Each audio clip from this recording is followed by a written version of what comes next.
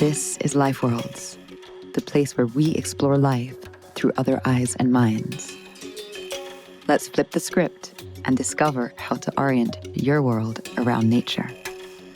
I'm Alexa Permanish. Come join me as we get down and forage for fungi, stalk coyotes, draft laws for rivers, hum with beehives, sing bird language, and help beavers to dam again. Let these stories spark your reconnection to nature's multiverse. Learn how to bring ecosystems back to life, become an agent for other intelligences, and begin to see how you too are the sum of all life worlds. Hello, my friends. Here we are at the start of a brand new second season of Life Worlds. I had myself a well-needed winter hibernation under a thick blanket of snow, playing quiet and still like the seasons. And I hope that you also had some well-deserved rest since we've been together last. I am feeling invigorated with the new energies of the spring. As I look out of my window, daffodils are winking cheekily to me, and tender green jewels are unraveling at the tips of all the trees. And there's a blackbird that wakes me at 5:50 a.m. without cease every morning to announce the new day. All of these things indicating that it's time for me now to bring you a new gathering of friends and voices that speak on behalf of our ever unfolding and brilliant living world. I'm going to set the scene for this new season by starting us off with one of the world's leading voices for conservation and communicating the lives and minds of other species. His name is Carl Safina, and he is an ecologist whose lyrical writings have won him many a literary award, fusing ecological history and serious science, personal travel logs, and global insights, all which tend to illuminate the very delicate interplay between the living world and our own. Why am I drawn to Carl's work? Well, I think there's something quite unique in how Carl conveys a deep inner world of other kingdoms, with a very special kind of intimacy, sincerity, and acuity. He uncovers the rich truth, and a truth that actually may be surprising to some of us, because humans like to claim monopolies on many things. He unveils the truth that many species and animals have entire cultures, entire traditions, familial stories, individual quests, all of which are a part of this symbiotic tapestry of tales that we call nature. In his books, he travels along the sweeping wingspans of albatrosses, the elephants of East Africa, the wolves of Yellowstone, the orcas of the Pacific Northwest, and a whole other cast of characters like sperm whales, seals, turtles. And in all of these, he deciphers the roles that matriarchs and elders play in cultures. He describes how individual personalities affect all kinds of behaviors, and how these creatures too experience mourning, loss, and grief. There are things in his books that made me laugh out loud as well, like when I learned that animals are often attracted to what they see other animals are attracted to. There was a tale about a virgin female zebrafinch, a bird, that sees another female mating with a male who's wearing a white leg band. And guess what? She prefers to mate with, yes, a male that also wears a white leg band. I guess some things about being an animal on Earth are just inescapable. And on a more philosophical level, I think that what Carl illustrates to us is that we are also similar under the skin. As he says, 4 limbs, the same bones, the same organs, the same origins, and lots of shared history.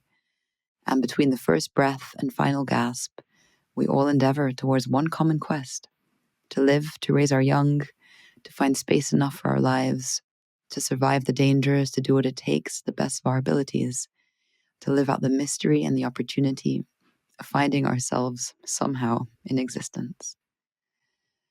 And so, today in this interview with Carl, you will hear us speak about the fact that many species exhibit qualities that were long considered hallmarks only of human intelligence, things like signals of identity and codas of group belongings. Beautiful stories of whales here. And things like the fact that because animals do have these highly evolved and complex cultures, and these cultures affect everything from their migration patterns to their communication, to their breeding choices, to how they avoid risk, well, If they have these cultures, what happens when these cultures disappear? Or when our land regeneration strategies, when conservationists ignore the existence and the necessity of the culture? We end on what I find is a very fascinating note, that all these cultures, all these specializations in the animal kingdoms create themselves new forms of evolution. And not only that, but they can teach us something profound about the orientation that we and many species have towards the experience of beauty on this planet. So without further ado, here is Carl Safina.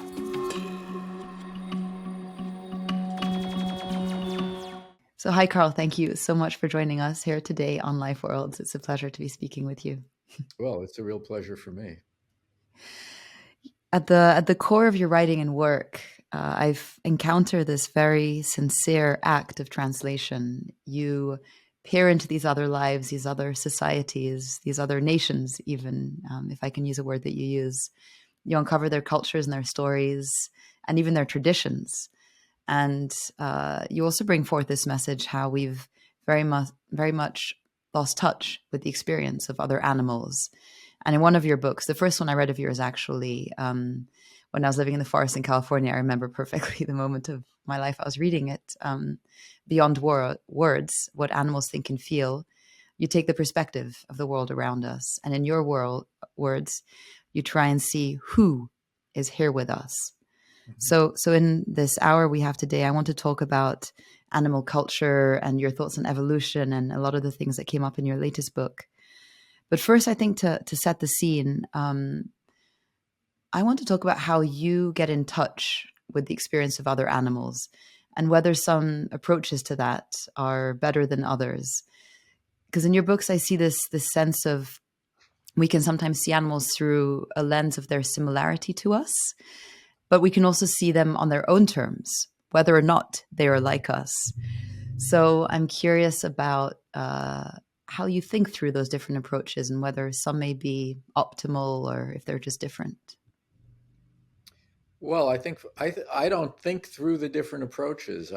My approach is just watch as much as you can watch, and I guess then think about what you've seen and what it seems to indicate and what it seems to mean. I don't know. I mean, I think this is not something that I exactly learned to do. It's more like something that I have always done.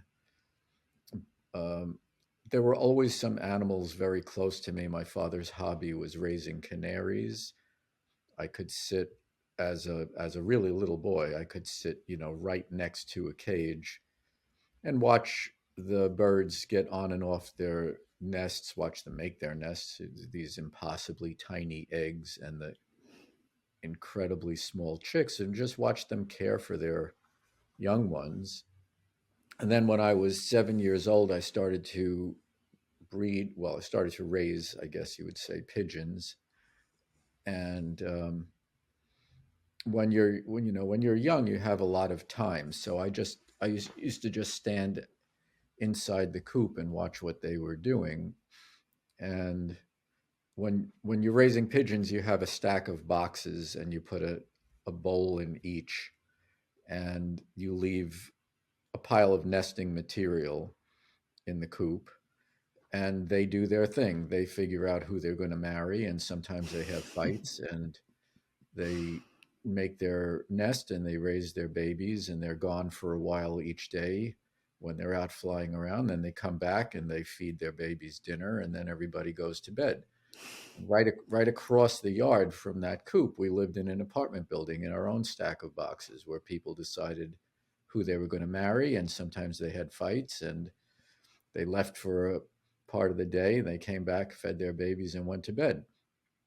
So it just always seemed to me that in broad strokes, our lives were much more similar than they were different. And then I was taught not to do that, and that that's not the right way to think. But I never believed that that was not the right way to see it. It always seemed obvious to me that that was the right way to see it. And I've only done a lot more watching since then. That's And I've something that always, really, oh, sorry. I was going to say, I've always been interested in birds, but I never really liked bird watching where people, they want to make a list of what they've seen every day, and they go out and they just tick things off, and it counts if you can identify a bird that you hear singing, so you can put that on the list. You don't even have to see it.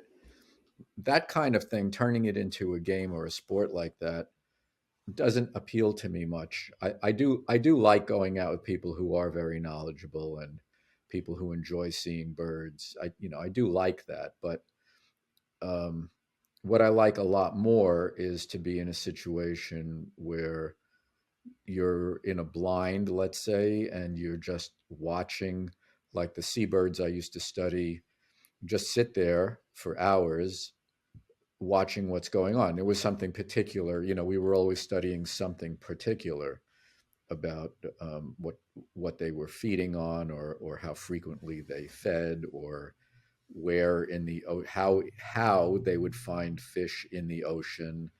That was a thing I studied for a few years. Um, that's very, very repetitive, but that's how you get some familiarity. Yeah, I mean, there's something very clinical about just kind of ticking some creatures off a list. This was something I thought was very interesting that I didn't know about, that you mentioned in one of your books that you spoke to now, which is your formal training had a directive not to attribute human mental experiences, thoughts, or emotions to other animals. And if you were to do those kinds of inferences or make those inferences, it could wreck your professional prospects. I think that's absolutely absurd. I mean, how, we talk about anthropomorphizing, but let's move that word aside. Just the notion that we can't see another animal experiencing fear, sadness, as you mentioned, fighting, marriage, all these things that you had in these kinds of parallel universes you described with the birds and then the people in the apartment blocks. The fact that your training as an ecologist didn't allow you to attribute any kinds of emotions to animals seems incredibly ignorant and short-sighted, actually. Why was that even a thing in the discipline? Well, I think in a way it's even worse than you're saying, because to have a rule about what you're allowed to think is really not scientific at all. That's more like the kinds of things you might come up against in certain religions, or certain kinds of training that you might get that way. That's not Science is supposed to be about evidence. Evidence advances with thinking about things, having an idea, testing the idea, seeing if you can find evidence for the idea. It can't advance if you're not allowed to think in certain directions. So that directive, that you can't attribute human thoughts and emotions to other animals, was not was unscientific and quite misguided. But I will say that, uh, to seemingly contradict myself, you shouldn't attribute human thoughts and emotions to other animals. You should watch what other animals do. And if the best explanation for what they're doing and why is that they have thoughts and they have emotions, then that's what you should be free to believe, if that's the best explanation. Otherwise, you're left with kind of nothing. And that's in a sense, that's where we went for centuries, was to insist that other animals have no thoughts, have no other emotions, and experience nothing at all. That makes it easy to abuse them, and that's part of why that's part of why people insisted on that. There's something I've always struggled with in this space, and actually, I saw a book in my favorite bookstore in Point Reyes that summed it up really well. And the title of the book was "Are We Intelligent Enough to Know How Intelligent Other Animals Are?"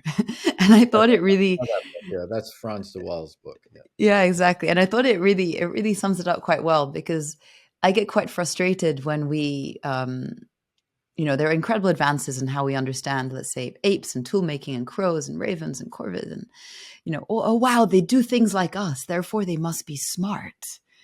And on one hand, I'm like, okay, if that gets the general population to care more about an octopus, then fine. On the other hand, I still think there's some kind of arrogance in that, wow, it's similar to us. Therefore, we should care more about it. Maybe we shouldn't eat it, and maybe we should protect it. There's kind of like this tension in me Oh, as I encounter the that. arrogance knows no depths. I mean, it's just today in the New York Times, there was a really incredible article about some uh, anthropologists who discovered in a place in Portugal that Neanderthals were eating crabs. And it said in the article, in several places in the article, that this is such a big surprise because we always thought that Neanderthals were not smart enough to eat crabs. I mean, gulls catch crabs, uh, raccoons catch crabs. Why would a being that's in the same genus as us not be able to catch a crab? And it said the archaeologist there was saying, well, we always thought of Neanderthals as sort of these lumbering beings. What other animal lumbers around? All other animals are acutely aware of their environment. They know exactly what they have to do. They have, if anything, better senses than we have. So, why would we have to think that another type of human being that existed until really not that long ago was incapable of catching crabs? I mean, for goodness sake. So it's part of this whole othering denigration thing Mhm. that we really specialize at being so good at, that we can take anything and anybody and figure out how we are better than them. That's a kind of a psychosis that our species and our culture have burdened ourselves with. That's so well said. It reminds me of another line I really liked in one of your books, where you said the imperfect evolutionary work in progress known as human empathy, right? I love that, the imperfect Sure. work in progress known as human empathy. I mean, it's so true, and I think one of the greatest contributions I feel of your writing and your books, and of also what you're doing through the center, is creating avenues through which other people can get in touch with, I do believe, the inherent empathy that we all have. And this is probably a good place to start speaking about culture, because Wait, learning, before yeah, we get go to for it. culture, I just want to Yeah. say about empathy. There's a paper coming out in Science, I think it's later this week, showing that zebrafish exhibit empathy. And the paper is embargoed, so I really can't say how they did it. Um, it's so interesting. I'll just say it's so interesting, and it's so well proven in this series of experiments. What does that change, do you think, that now we know that zebrafish have empathy? Does that protect them from our destruction? No, because knowing that other people have empathy, Yeah. it doesn't protect them. Um, Yeah, good point. no, I mean, look at some of the absolute horrors that are going on right Mhm. now that I didn't expect would ever happen again. This kind of stuff that in Ukraine, especially. But just there's a bill. There's a bill being debated right now in the Peruvian Congress to strip indigenous people in Peru from their land rights. So the fact that we know about empathy is not a protector. I think, for Mhm. people, if I might say, to other everybody else in the world for just a millisecond, people like you and I might be persuaded that if a creature obviously feels and obviously experiences and obviously is capable of things like sensing well-being or misery or empathy, um, which many mammals do, and zebrafish, as we will learn in a few days, are also capable of doing, then we would think very differently about them and about the choices that we make. But first of all, a lot of people are not getting this memo. They're not reading these things. They're not even aware of it, and it's certainly not being widely taught, and it goes against the devaluation of the world that is part of the bedrock of our Western value system. That's a problem. It's one of the fundamental ones, and you're right to point out that the quote unquote othering, we do it just as much with our own species and neighbors as we do with other species. So why would it be different for zebrafish? Which is a bit of a depressing thought, and I want to get touch a little bit on those more challenging emotions maybe near the end of our conversation. But if we move a little bit to the subject of culture. Mm-hmm. One of my favorite writers is called Robert Bringhurst. He was living in the Pacific Northwest. He's written some incredible books, and one of them is called Tree of Meaning. It's top 5 book I recommend to people, and he speaks to this, I guess, truth, if you could call it that, which is underlying all of cultures, the fundamental culture is nature. And the nature is expressed through human culture and how we take inspiration from the living world. And it might be different art forms, different creations, different songs, different dances. And what I love about your books is that you show us how, of course, right, but still, how many other creatures also take their cultural inspiration from the living world around them. And they create all of these customs and traditions and practices and tools, and it's this variation between different species and how they express those cultures that you call it as a culture. So just briefly, I'll say, you've mentioned migration patterns, communication, food selection, foraging strategies, courtship, play, etc. I guess what I'd like to ask you first is, when you say animal culture, what are the 1 or 2 favorite examples you like to share with people that might be more surprising to them? I mean, how you're defining culture and what it means. Yeah, I mean, I think the most important thing is to first define culture and what it is that we're exactly talking about. Because most people, you say culture and they think, well, fashion and sports and religion and music. And you look at other animals and they don't have any of those things. So the conclusion is they don't have culture. But those things are not culture, those things are the products of culture.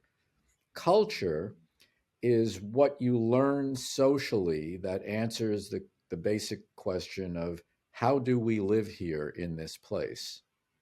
And that is what varies from population to population among quite a few other kinds of animals. Certainly not all, I would say. I would say the idea of cognition and emotion is very, very widespread in other animals, way, way down along the evolutionary ladder to invertebrates and insects and things like that, that have been shown experimentally to have different personalities, individual to individual, and to make differing choices. There's a book I just finished last night called The Mind of a Bee. Astonishing stuff, very, very scientific, and just very eye-opening about what this tiny, tiny little brain is capable of in terms of awareness, recognizing other individuals, making choices, having different personalities, and stuff like that. So that's very widespread. Culture is a lot less widespread, but it is much more widespread than we appreciate, especially since until about 20 years ago, many scientists and anthropologists insisted that culture is a uniquely human, no other animals have it. But many, many other animals have to learn a lot about what it takes to live from where we learn it, from our parents and from their social group. The most cultural non-human being are chimpanzees. They have very differing tool cultures across the range of chimpanzees. There are different populations with different cultures, and there are different communities, and even some adjacent communities have different culture.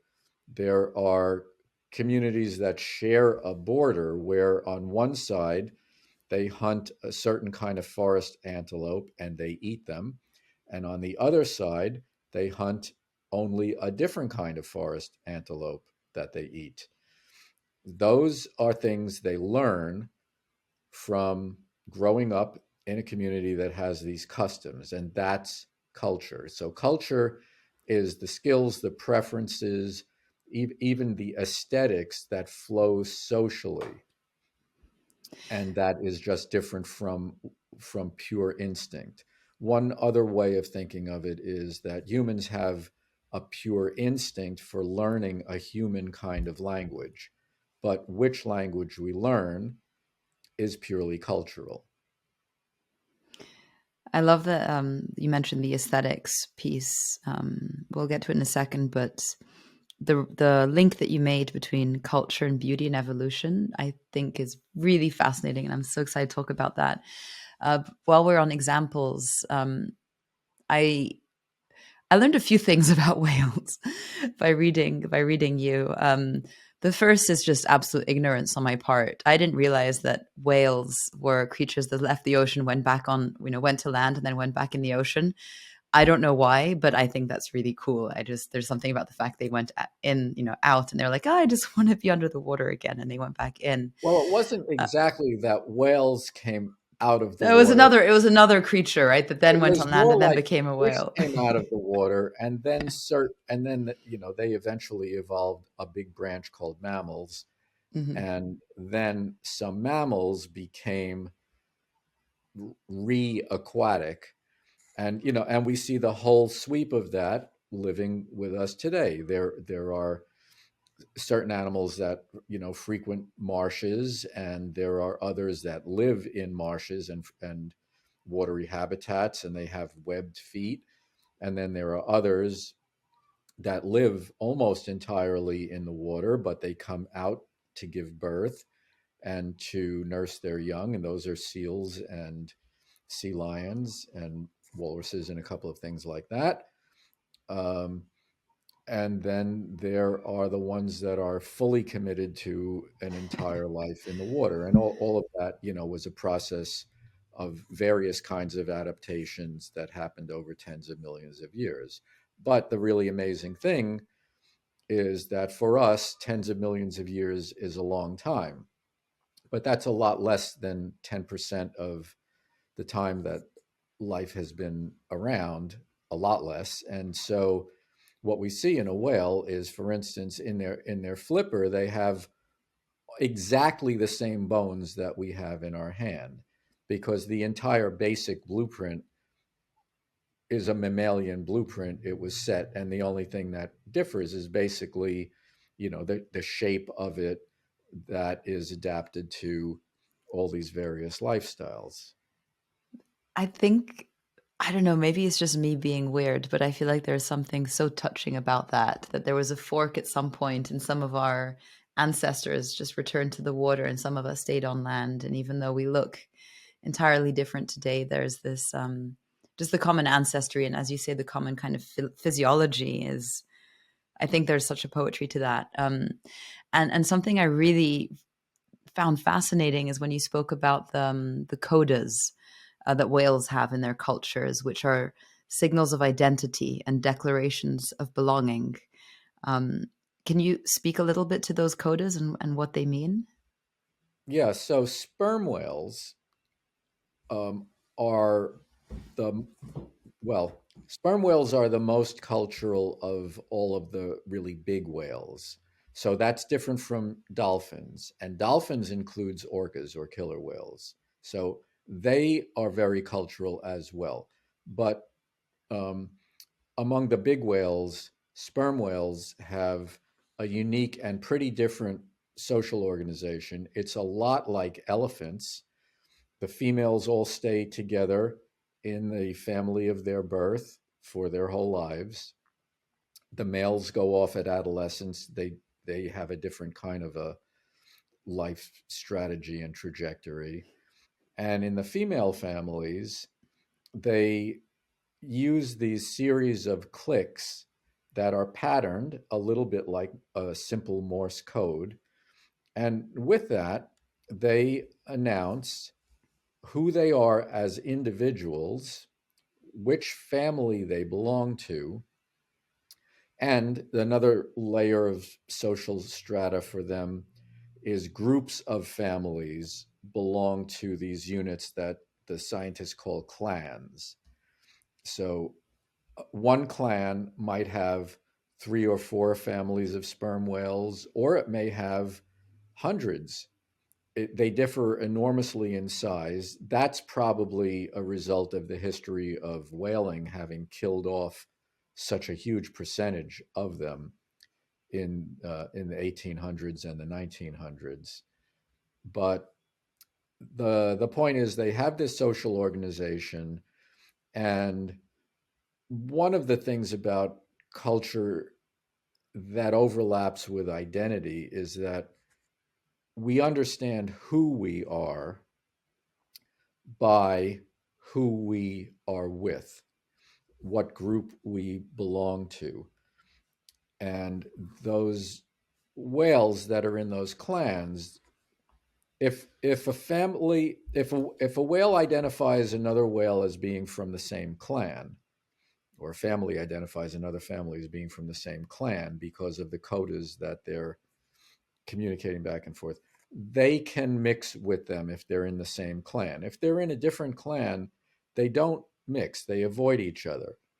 Kind of like we would more naturally do if there are people speaking our own language or people that we can't understand. We would gravitate to the ones speaking our own language. It's not that they're hostile, it's that they don't mix. And they do different things. They travel at different speeds, they travel at different distances from the coast, they hunt differently.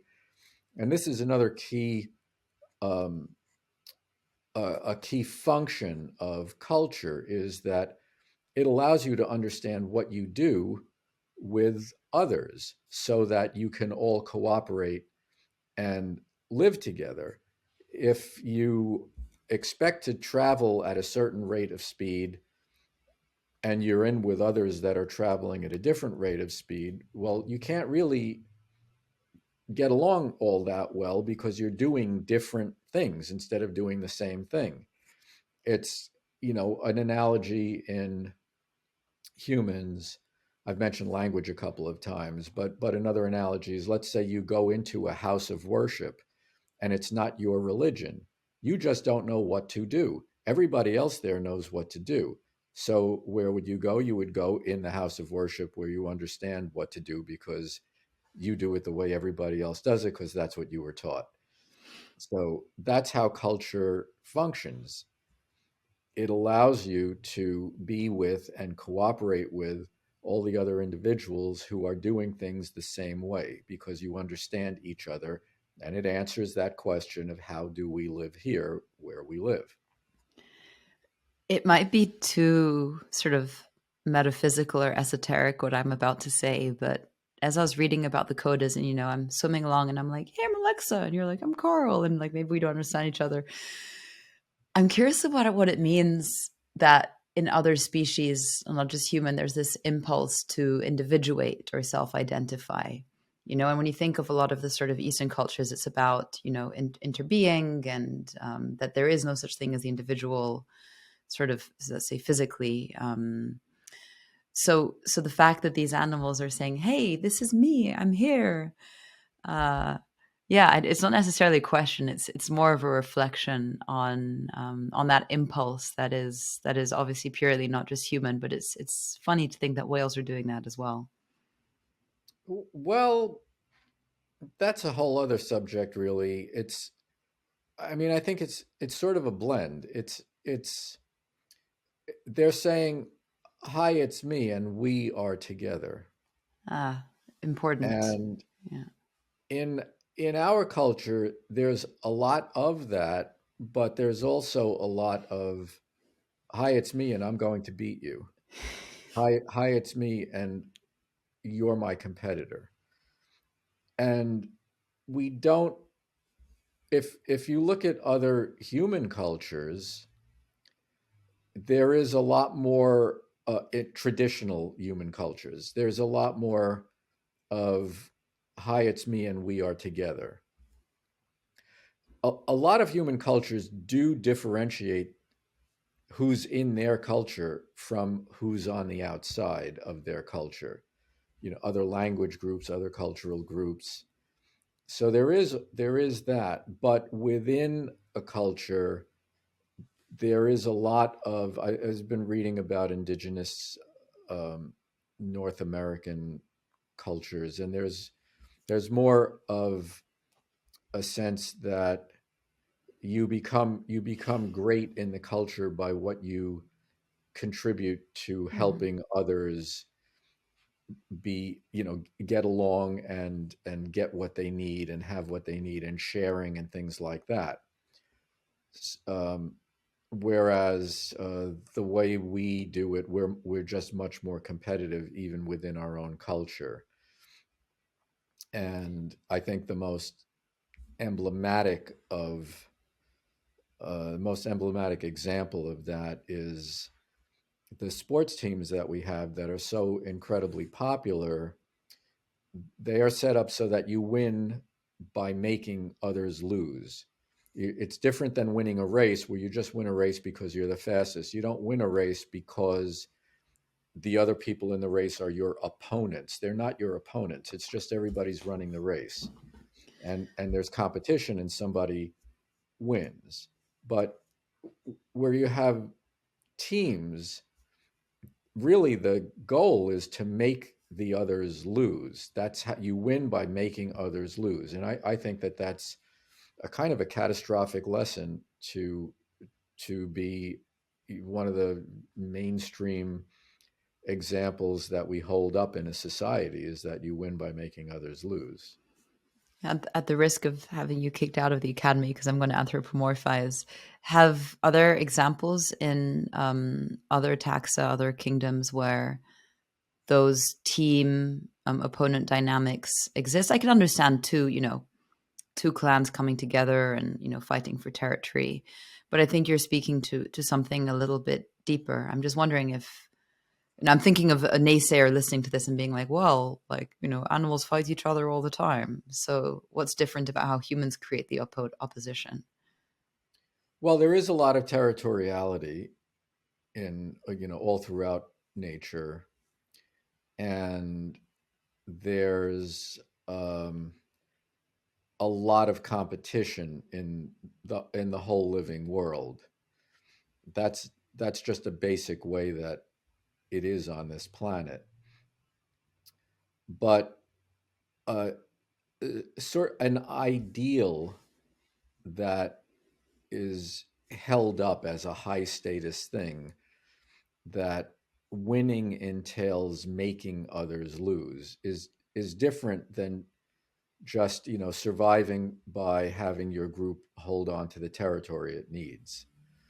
Yeah. That I think is different.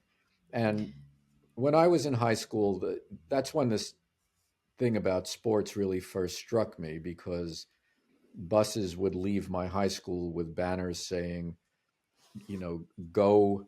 Well, my high school was called Syosset, and it would be like, go Syosset, destroy Herrick's. And I was thinking, Yeah. why Herrick's is just over there? It's a few miles away. Why do we want to destroy Herrick's?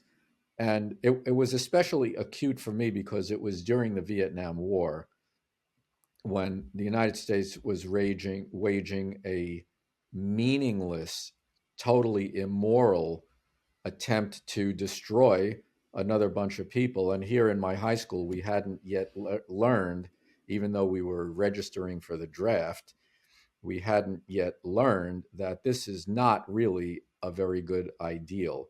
And what I was doing, instead of playing sports, um, was I was a musician. When musicians got together, everybody won and the audience won. And that seemed a lot better than go and destroy. So I've always carried that with me. It just doesn't have to be let's go and destroy when there's such an array of much better approaches. Yeah, no, I agree with you entirely. I think so. Aside from animal culture just being absolutely divinely beautiful in and of itself, like you had this image in one of the books about how the world or the oceans have always been awash with communication, right? You have the Pacific songs, the Atlantic songs, and right now, as we're recording this, as people are listening to this, there are these chants just echoing and resonating through the ocean depths, onwards and onwards and onwards. And this has been happening for millions of years, and it's the same above ground with the birds. And I was recently reading this Guardian article that made me sad, as these things do, and it was speaking about how excessive land clearing in Australia is leading to these endangered honey eaters, these birds losing their songs. And then they're Yeah. even adopting the songs of other birds, and that's making the males less attractive to females. And I'm going to talk about that attraction piece now, Right. obviously, for a Hmm. reason. But just to think, as we think about cultural extinction, which is occurring in the human realm, let's not forget that there are many other songs and languages and musics. Going back to your analogy there of playing the orchestra or whatever it was you were playing, and that the world also has all this music happening, and that when we extinct other creatures, we kind of deaden and quieten the whole planet's surface, which is a sad image, but I think one that's important to hold. So I want to talk about how all of this informs conservation and regeneration, because this is a space that I work in as well. And the CBD, conventional biological diversity, their definition of diversity is genetic, species, and ecosystem. And I really liked how in your book you're like, yes, and there's this fourth form of diversity that drives evolution, not just, genetics and species and different niches inside of ecosystems, but there's this thing called cultural diversity. Um, and it may be obvious, but you don't hear about it a lot in ecology or even in the kind of climate biodiversity movement. So you use this term, culture based segregation, which, if I understand it correctly, is this idea that different behaviors turn on different genes. But could you explain a little bit about what you mean by this culture based segregation and the implications that it has for how we understand evolution? Yeah. Well, the first part is a non genetic part, which is kind of my point. Those honey eaters you were talking about in Australia, their problem is that the young males do not have adult males around from which to learn the song of their species. And because they're not singing right, they're not attracting the very few females that are left. And this is causing an acceleration in their decline, Mm, worse than you would expect if it was just there's X percent of habitat is gone, and so there's X percent decline in the honey eaters. It's worse than that because their song culture is getting destroyed. That's one of the implications for conservation is that culture is about how do we survive here? How do we live here? What do we do? Where is food? What is danger? Where's the water? Where do we go at night? Where and how do we migrate?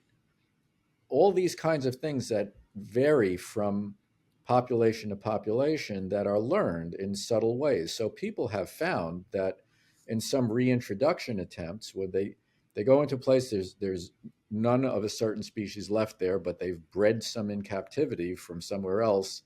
They're going to reintroduce them. A lot of those attempts fail, or there's incredibly high mortality because these things get let out of cages and you think, well, their instincts are going to take over. They know what to do. Well, no, because they don't know where they are. They don't know what to do there.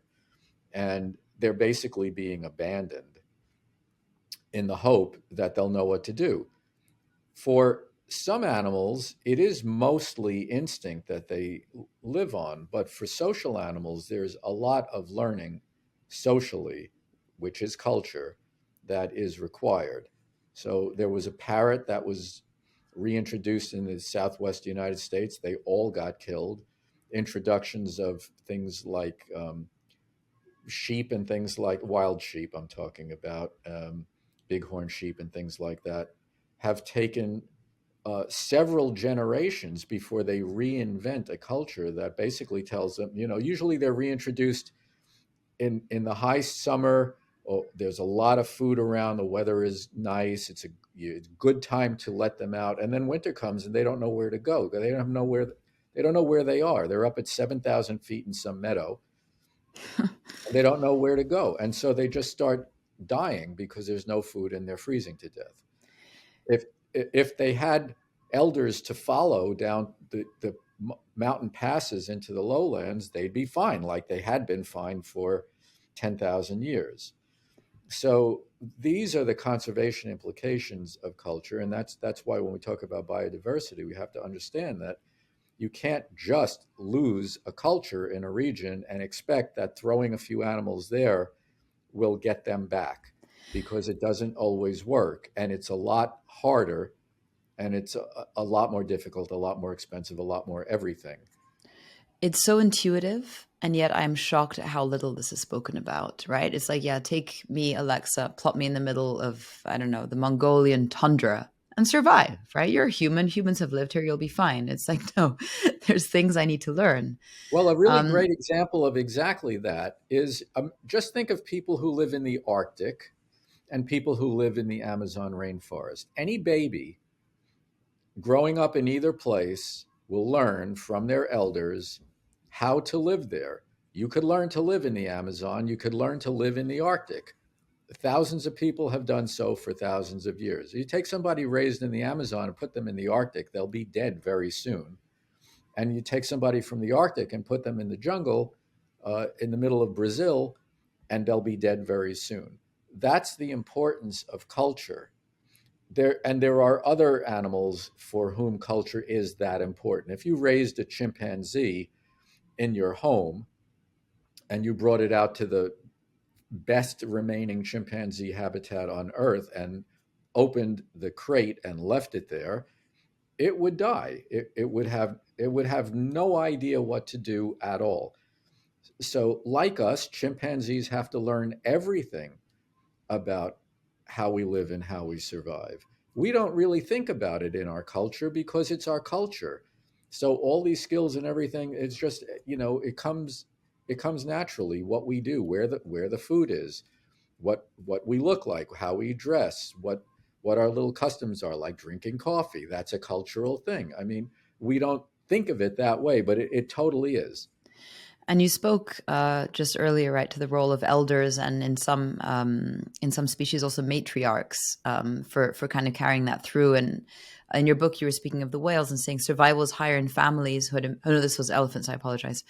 Was much higher in families who had a matriarch old enough to remember how her family had survived the previous drought. So these elders are like obviously they are, but they're repositories of knowledge of which roots worked. And then said young mammals, moose, bison, deer, antelope, wild sheep, ibex, learn crucial migration routes and destinations from the elders. So I love this notion that, like, in the animal kingdom, you also have wisdom keepers. You also have traditional knowledge, and it's held Oh, in the old. totally. It's Absolutely. held in the old ones. So Mhm. as we think about, okay, rewilding or conservation or regeneration, how do you fabricate, like, how can you fabricate the knowledge? And it's also that maybe the same with the the mother trees that Suzanne Simard works with. It's like there's these ancients that hold information, and when they're gone, it's pretty hard to get it back. Well, with animals, that's certainly true. I know a lot less about the trees. I think the knowledge about the trees is very, very new, and it might be that kind of communication and the networking in trees, it may be fundamentally different. Maybe, I don't know, analogous. I don't know. Mhm. I'm trying to learn about that too. I think 20 years ago, I don't think anything along those lines was known. Um, there was a lot more known about animals for the last 60 or so years, we've been learning a lot about wild animals. So, and my personal experience is more with animals. So I would say, that's definitely true with animals. Plants, I'm not sure. You, Yeah, you should have you should have Susan on I your will. I will. Yeah, podcast. I know her. She She's is absolutely terrific, wonderful. and she's unbelievably interesting to listen Yeah, to. yeah, I yeah. was on a panel with her one time, and I was just completely flabbergasted. Yeah, we have a lot of similar friends also in British Columbia, and her Mother Tree initiative is fantastic. And also something I was speaking with one of the scientists in our lab, Robert, and he was speaking about reintroduction of certain birds on Guam on an island, and that the role they had underestimated the role of the individual personalities, right? Like you just think, yeah, throw a few birds together and they'll mate, and this will be the linear projection of how the species, how the population increases. Turns out some of them really didn't want to mate, some of them wanted to mate a lot, and that there's this role of also the individuals. And this kind of messes with a lot of the ecological projections, as you say, and the implications are Right. quite vast. So just again making an encouragement of thinking about the uniqueness of the creatures, and that they're not going to be that easily explained by a graph or a model. And I think that for those of us working conservation, we have to be flexible for that. They're not Um, just marbles. That's the thing. mhm. They're they're not all the same. And every animal where personality has been looked for, it has been found. Personality, I mean, in the same situation, individuals make different choices, and they make those kinds of choices consistent. Some are bolder, some are shyer, some explore more, some stick to. They always do the same route. Um, that's been found in every animal that's been looked for, including insects. So there's an awful lot going on there that we are just starting to learn about, and it's crucial, and it's a crucial matter of biodiversity.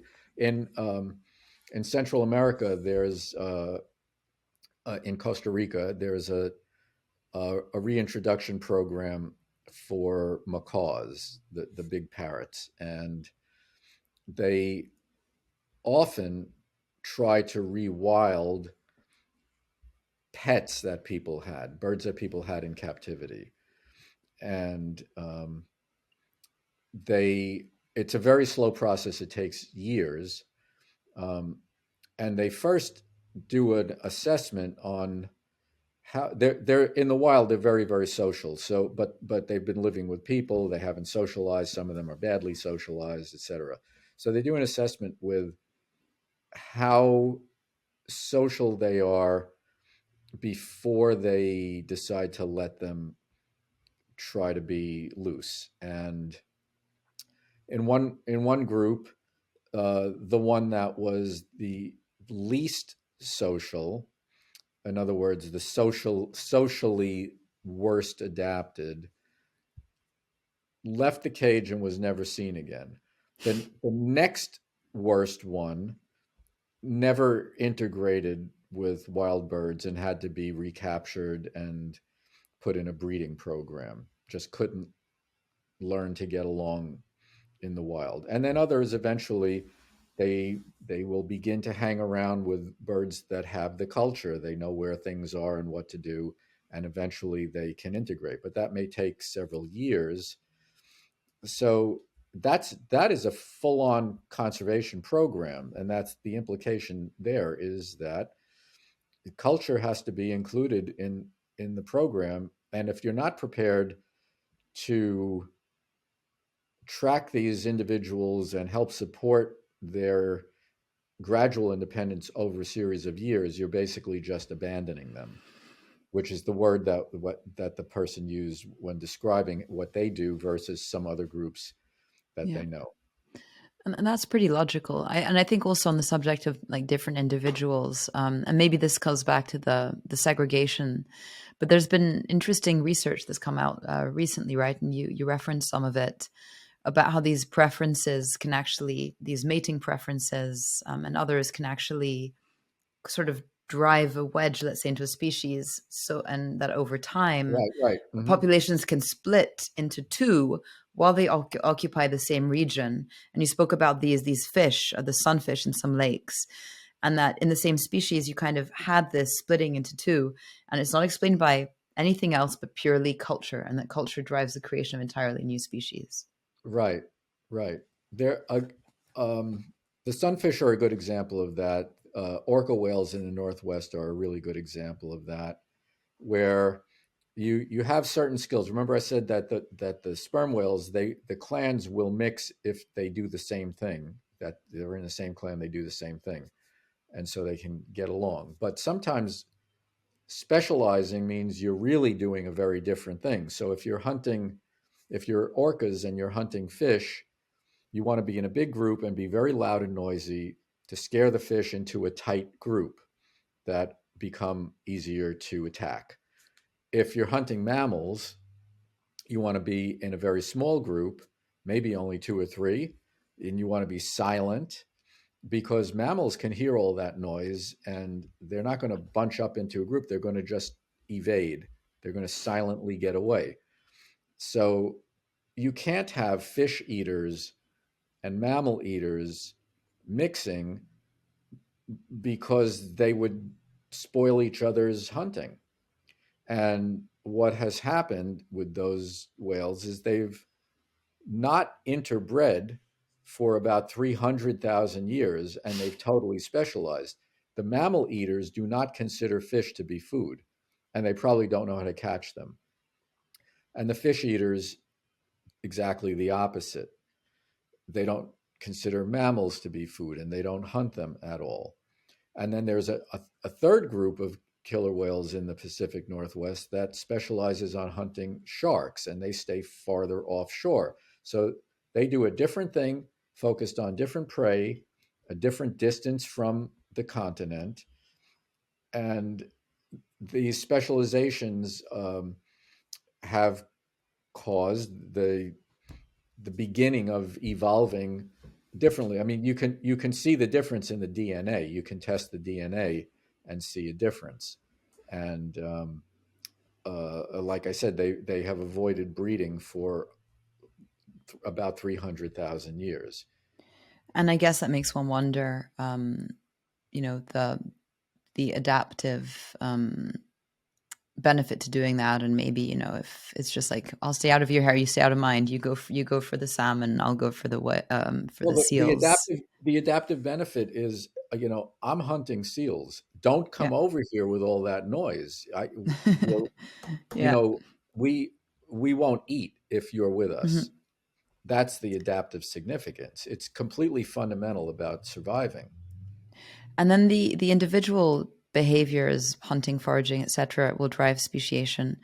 And we can't get off this call until you speak a little bit to what you shared about beauty, because I think that that is incredibly fascinating and uplifting, and how the sort of mate selection and orientation towards different beautiful forms also drives animal culture. Can you talk a little bit to that?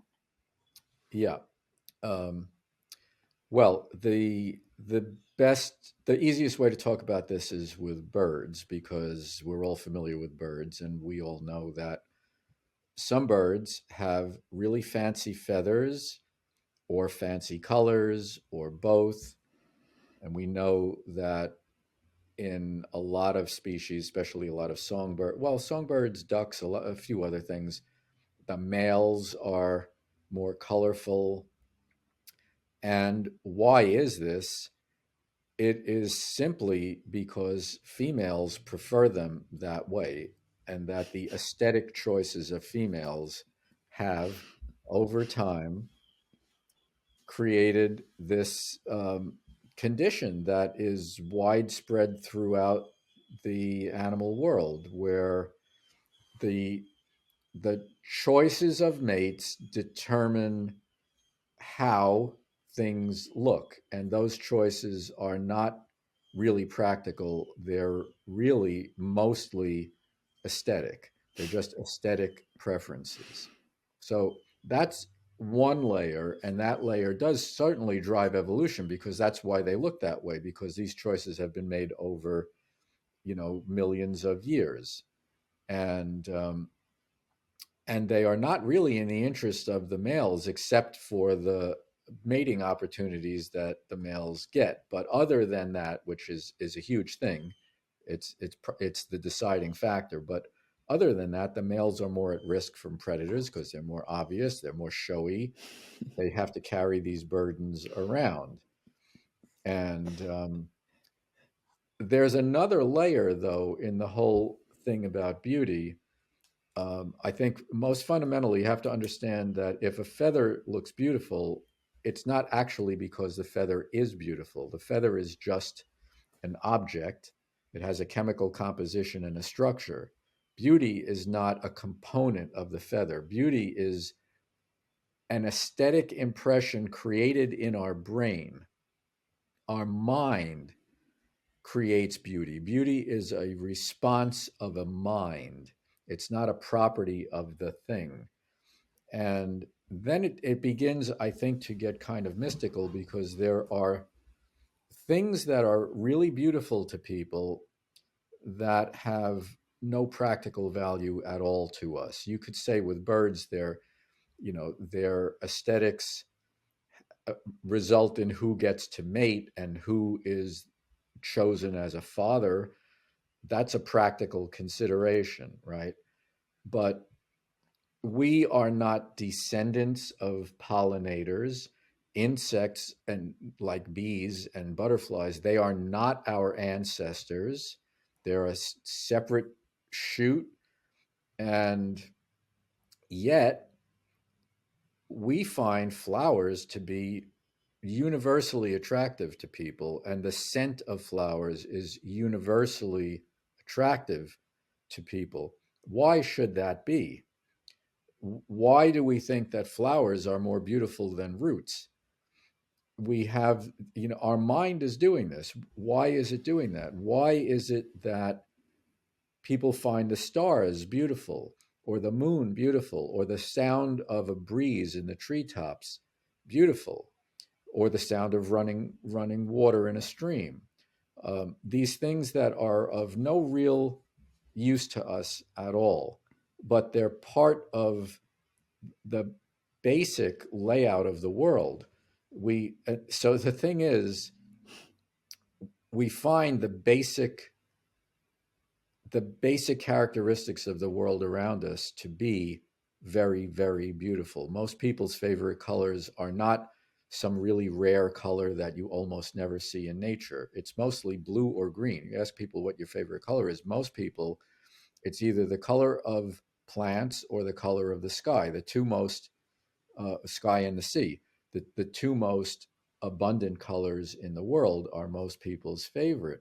So to me, what that suggests is that our brain is adapted to feeling that the world is a beautiful place.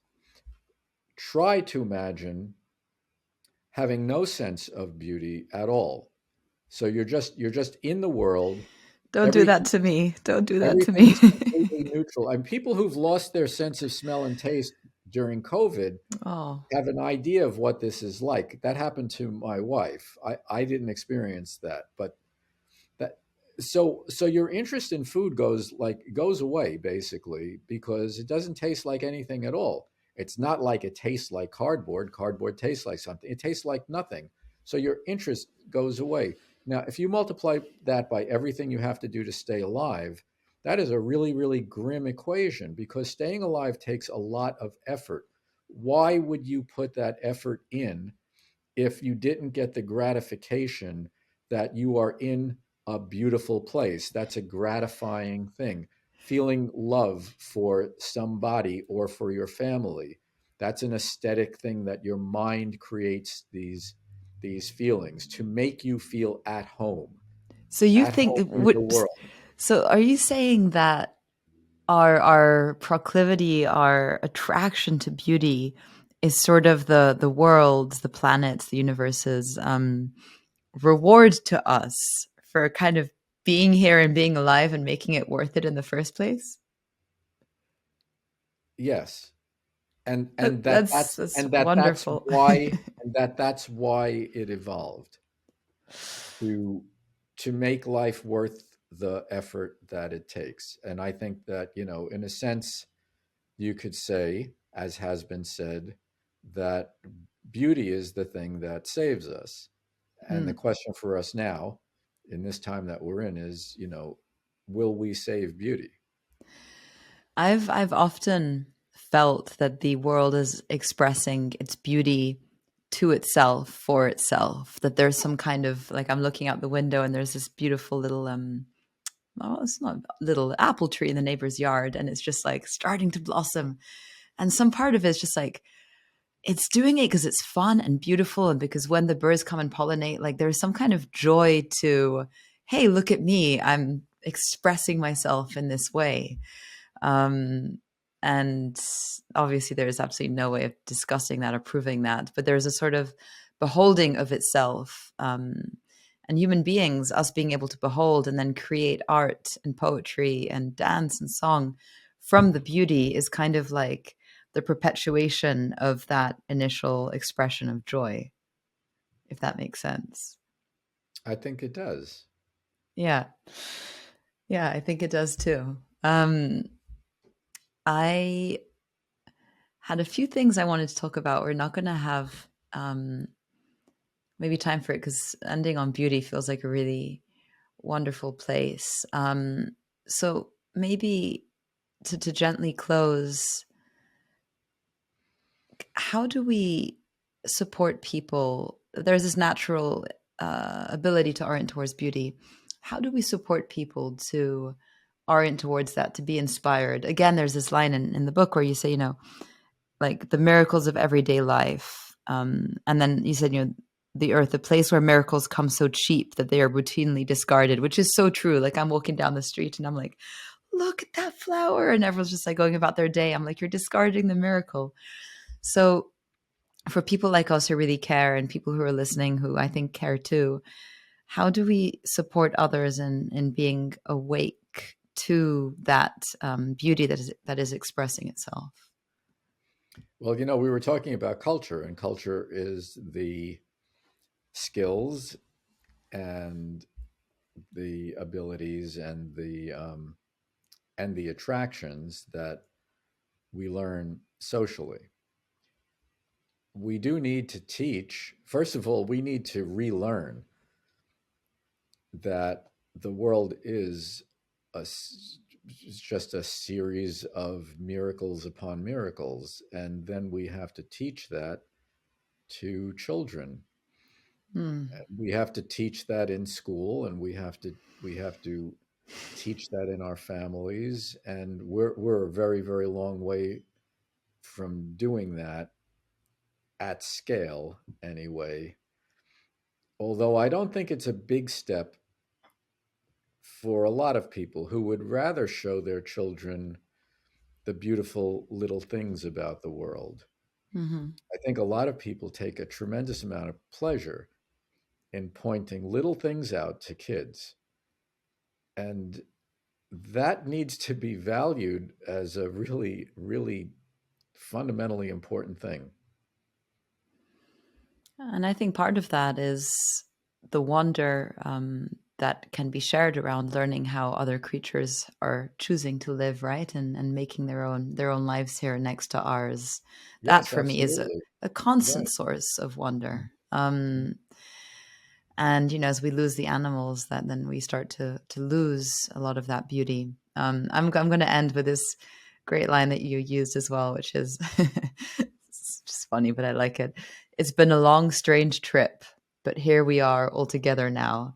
I have that feeling. It is a long, weird, absolutely glorious trip, and yeah, we are all here, many, many species upon species, trying to figure it out. And maybe the humans have right now some disproportionate role in that. So yeah, I think it's going to be interesting to see what we do with that kind of our ability to perceive the beauty and have that drive us, and not just the terror, the obligation, the fear, the guilt. I think it's hard to orient towards beauty when you're in that mind space.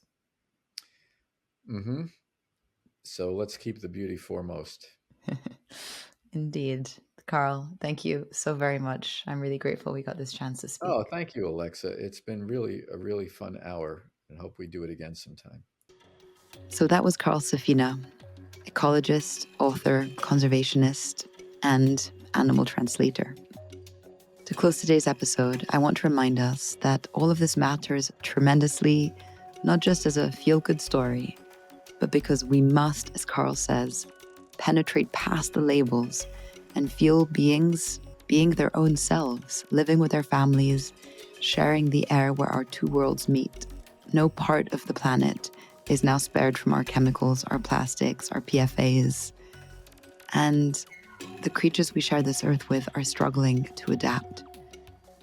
We're moving faster than evolution can maybe keep up. We've woven an albatross that is found gagging on a toothbrush on a lone and bare island, and all these other creatures into our society by our human actions. And as Carl reminds us, that does create a certain type of obligation, moral or otherwise. And so my question to us is, can this knowledge, can this wonder, can our understanding of their cultures call forth what might be the most elevating of human qualities? Things like empathy, compassion, foresight, and generosity of spirit. I really do think it can, and that's why I'm doing this with you right now and sharing these stories. So, have a wonderful rest of your day. Thank you for tuning in. Next, we will be tracking bison in the mountains of Romania. I'll see you next time. Be well.